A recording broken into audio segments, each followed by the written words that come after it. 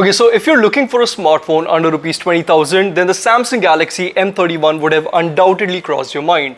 But so would have the Moto One Fusion Plus, and this is one phone that you guys can't get enough of. So in this video, on popular demand, I will be comparing these two handsets end to end to see which one offers a better buy for you.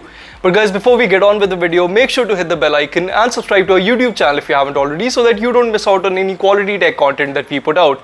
Now that you have done that, let's get on with the full comparison of the Samsung Galaxy M31 and the Moto One Fusion Plus.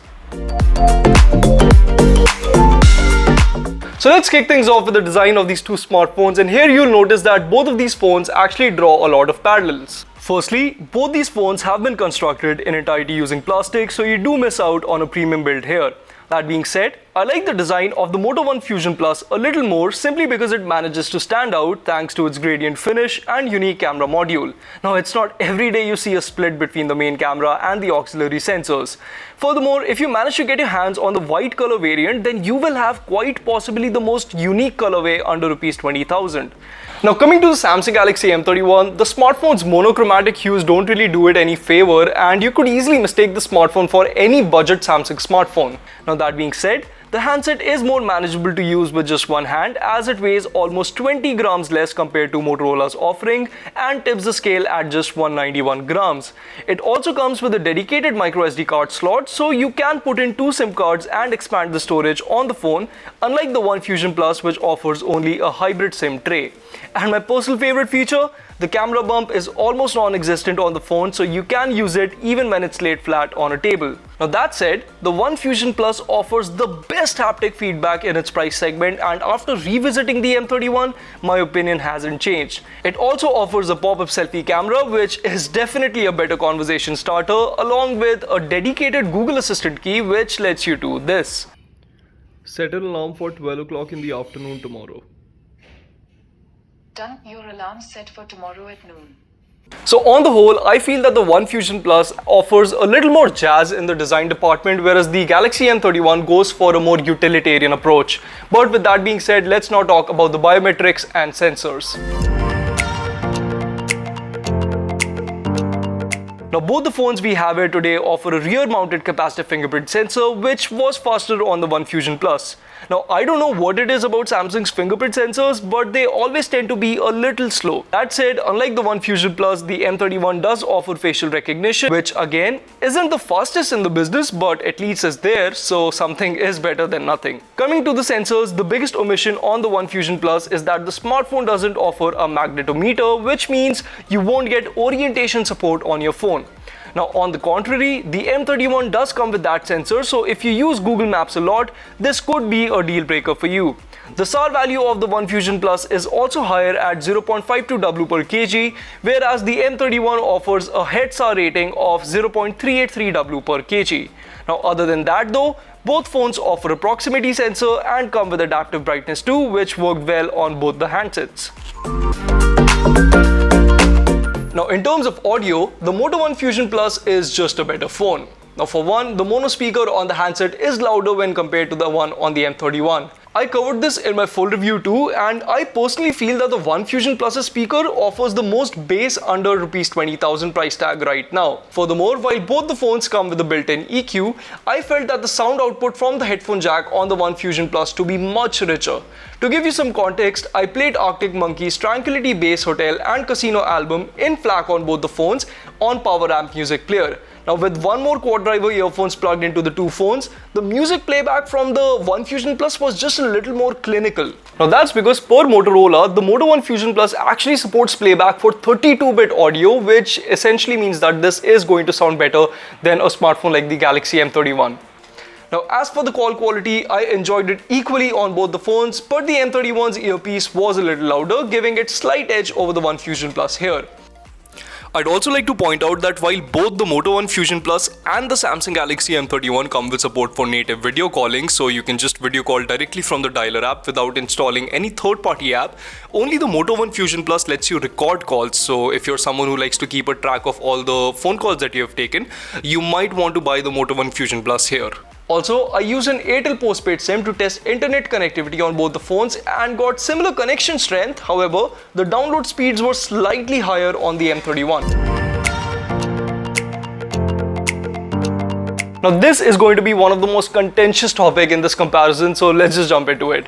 So the Samsung Galaxy M31 comes with a 6.4-inch Super AMOLED display, whereas the Moto One Fusion Plus comes with a slightly bigger 6.5-inch IPS LCD display. Now, the display on the M31 is undoubtedly more vibrant and has much deeper blacks, which in turn paves for a way more enjoyable experience when watching videos or movies on the phone. Unlike the screen on the M31, the One Fusion Plus's display is void of any notch thanks to its pop-up selfie camera, is extremely color accurate owing to DCI-P3 color gamut support, and is also brighter at 480 nits compared to the M31's 420 nits peak brightness. Also, it comes with HDR10 certification, and complicating things even more, both the displays are Wide 1L1 certified too, meaning you can stream shows in HD from platforms like Netflix and Prime on both the phones. So the question is, which one is better? Now, if you ask me, then the Samsung Galaxy M31's Super AMOLED display is something that I would choose over the Moto One Fusion Plus's IPS LCD display, solely because I like watching TV shows and movies quite a lot, and the Super AMOLED screen just offers a better user experience, even though this display comes with a notch and no HDR10 certification. And while we're on the topic of HDR10 certification, I should tell you that even the Moto One Fusion Plus cannot play shows like Daredevil in HDR, which are supported in HDR on Netflix. So that's a pretty moot point right now. And as for the brightness, well, that situation is a little tricky. The brightness is lower on this phone as compared to the One Fusion Plus for sure, but outdoor usage wise, I didn't face any problems, so there's that. What I will admit, however, is that the always-on display on the One Fusion Plus is just more functional when compared to what you get with the M31. It's more intuitive and offers more information without unlocking the screen. I really think Moto should just start licensing this to other companies and profit off of it. In the end though, both these smartphones offer really good displays for the price, so now let's see how they differ in performance. Now, in terms of core specifications, the Samsung Galaxy M31 is powered by the company's in-house Exynos 9611 processor, and the phone is available in three different SKUs of 6GB and 64GB storage, 6GB RAM and 128GB storage, which is the one that I'm testing right now, and 8GB of RAM and 128GB of storage. Now, the One Fusion Plus only comes in one SKU of 6GB RAM and 128GB storage, and this phone is powered by Qualcomm Snapdragon 730G processor. While the Exynos 9611 processor is quite capable, it's no 730G, and I felt a noticeable performance difference between the two phones in day-to-day usage. Now, transitions felt smoother on the One Fusion Plus, app load times were lesser, and even in synthetic benchmarks, the One Fusion Plus outperformed the Galaxy M31 easily. The scores will be on your screen right now, and you can see that there's a massive performance delta between the two CPUs.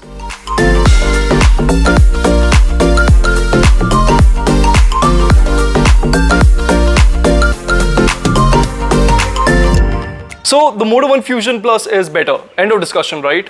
Well, here is where things get a little tricky. See, while the 730G is clearly the better CPU, the 9611 defaults to a higher graphics setting when playing PUBG, and you can play the game on M31 at HDR in Ultra or Smooth in Extreme. On the One Fusion Plus, you will be limited to HD and High or Smooth in Ultra. Now, that being said, I noticed that even though the M31 could run the game at extreme frame rates, there was noticeable choppiness in the game, and the phone got quite warm to the touch too. The One Fusion Plus, on the other hand, didn't show any signs of slowdowns at Smooth and Ultra, and my overall gaming experience was much better on that phone. Also, this anomaly is just with PUBG because other games like Call of Duty Mobile were playable at higher settings on the One Fusion Plus. So while the M31 is a capable performer, the One Fusion Plus, in my opinion, is just better.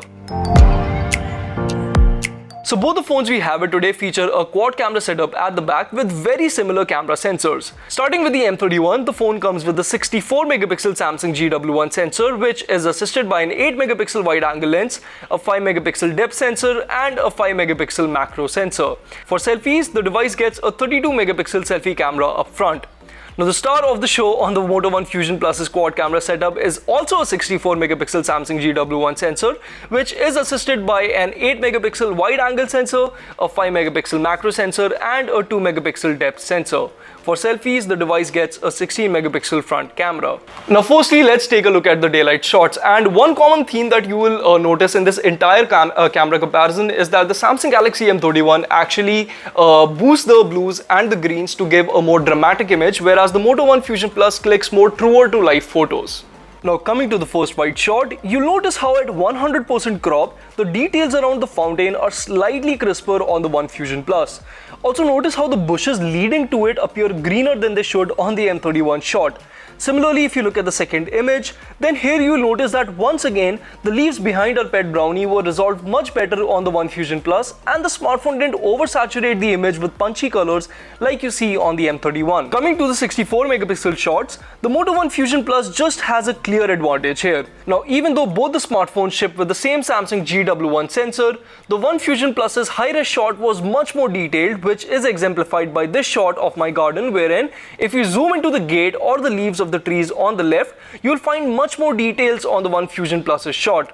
Now, even if you zoom into the center, then also you'll notice that the decorative fountain is just more crisper on the One Fusion Plus's shot. So yeah, easy win for Motorola here. Now, if you look at the close-ups, here you'll notice that the One Fusion Plus manages to differentiate between the different petals of the red flower. However, the M31, owing to its over-the-top image processing, blotches the reds and therefore compromises on the details in favor of a more tasteful image. Now, as for the macro images, they're pretty much identical on both the phones. Now, the good thing here is that both the devices offer a 5 megapixel macro sensor, which retains a reasonable amount of details in the respective photos. The only benefit of opting for the One Fusion Plus here is that the phone lets you tap to focus on the subject in macro mode and even lets you record videos in it, whereas the M31 does not. Now, there is an 8 megapixel wide angle sensor on both the phones, but I would say avoid it if you can. The images I took with both the phones offered very little details around the edges or even at the center of the frame. Thankfully, both the phones somewhat make up for that by offering very capable front cameras. Now, the selfies are equally good on both the phones. However, the M31's 32 megapixel sensor does offer a higher resolution photo, but the details are honestly about the same on the two phones. Now, that's primarily because even with all the beautification features disabled, there's noticeable skin softening on the M31's selfie shot. Also, the color palette is a little off here too. The One Fusion Plus, on the other hand, clicks more authentic selfies. However, at a closer crop, you will notice instances of over sharpening here. Now, the portrait selfies from the two phones are about the same too, offering a neat blur effect around the subject's face that's on par with one another. Lastly, let's look at the low light shots from the two phones. Here you'll notice that the shots from the M31 are a tad bit brighter compared to the ones clicked with the One Fusion Plus. Furthermore, with the night mode enabled, both the phones increase the details in the respective shot, but at a closer crop, I preferred the output from the M31 more, as it wasn't hazy like the one from the One Fusion Plus. For videos, the One Fusion Plus will let you record clips in 1080p and 60 fps. However, the M31 limits that to just 30 fps. Both the phones also let you record videos in 4K 30 fps, but for the purpose of this comparison, I will be using the 1080p 30 fps samples from both the phones. Now, I'll stop talking now so you can judge the audio captured by the two devices in the footage too. Okay guys, so this is a 1080p 30 fps video sample from the Moto One Fusion Plus and the Samsung Galaxy M31. So do let me know in the comments below which video quality do you like more. Do you like the one from the M31, which is on the left, or the Moto One Fusion Plus, which is on the right? Also let me know what do you think of the stability of these two footages, and also the shift and dynamic range as I pan to the left and the right.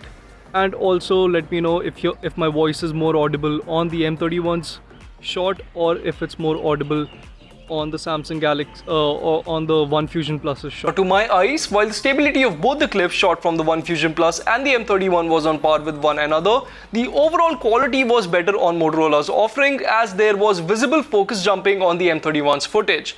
Also, I found the audio captured on the One Fusion Plus slightly louder too, so if you're planning to film a lot of content, I'd say pick the One Fusion Plus. The Samsung Galaxy M31 boots Android 10 with a custom scale of One UI 2.0 on top. Now the Moto One Fusion Plus, on the other hand, comes with a near stock Android experience. It's hard to objectively say which software experience is better, and it's mostly going to come down to your personal preference, but for what it's worth, I prefer the cleaner interface on the One Fusion Plus. Now One UI 2.0 certainly has a lot of great features, including more customizability options, not good luck, I was referring to the theme store here, smart pop-up view and more, but it also comes with more bloatware. Oh, and unlike the Moto One Fusion Plus, the Samsung Galaxy M31 offers only limited support for Cam 2 APIs. So if you're thinking about slapping Gcam mod on your phone, like I did in this video, you will be disappointed with the M31. What won't disappoint you, however, is the battery life on either of these two handsets. Now, starting with the One Fusion Plus, the smartphone's 5000 mAh battery offered me a screen on time of over 7 hours, which might sound a lot, but wait till you hear what the M31's 6000 mAh battery is capable of. Yup. 9 hours, which is an astonishing number, but that shouldn't come as a surprise because the M31 actually comes with a 6000 mAh battery, and coupled with its AMOLED display, which conserves battery even more if you use a dark wallpaper, you're just going to get this sort of a number.